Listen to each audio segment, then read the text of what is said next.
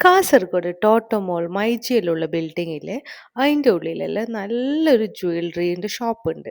എന്ത് ജ്വല്ലറി എന്ന് വെച്ചാൽ ആൻറ്റി ടേർണിഷ് ജ്വല്ലറി ഇല്ലേ ആ ഒരു ഷോപ്പ്, ലെക്സ് ജ്വല്ലറി.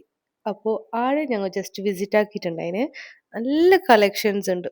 നല്ല ചെയിൻ ആണെങ്കിലും ബാംഗിൾസ് ആണെങ്കിലും റിങ്സിൻ്റെ കളക്ഷൻ എല്ലാം അടിപൊളി. ആൻഡ് ആൻറ്റി ടേർണിഷ് ജ്വല്ലറി മറ്റേ റൂട്ട് ഗോൾഡിലും ഇല്ലേ അതിൻ്റെക്കാളും അഡ്വാൻറ്റേജ് എന്തെന്ന് വെച്ചാൽ ഈ ആൻറ്റി ടേർണിഷ് അല്ലേ കുറേ ലോങ് ലാസ്റ്റ് ആയിട്ട് യൂസ് ആക്കാം.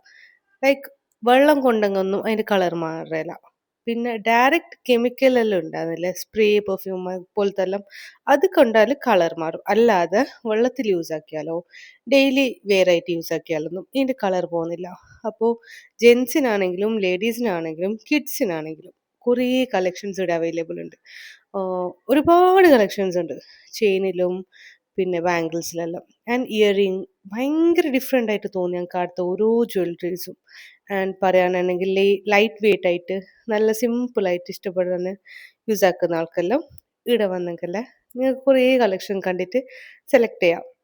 അപ്പം ഞാൻ ഇന്ന് കുറച്ച് ഓർണമെൻറ്റ്സ് എല്ലാം സെലക്ട് ആക്കിയിട്ടുണ്ടായിരുന്നു. എനിക്ക് ഭയങ്കര ഇഷ്ടം ഇതുപോലത്തെ ചാംസ് എല്ലാം ഉള്ള റിങ്സും ചെയിൻസ് എല്ലാം അടിപൊളിയല്ലേ.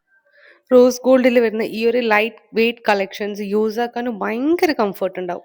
അപ്പോൾ എല്ലാവരും ഈ ഒരു ലെക്സ് ജ്വല്ലറി ഷോപ്പ് വിസിറ്റ് ആക്കുക. Okay, by.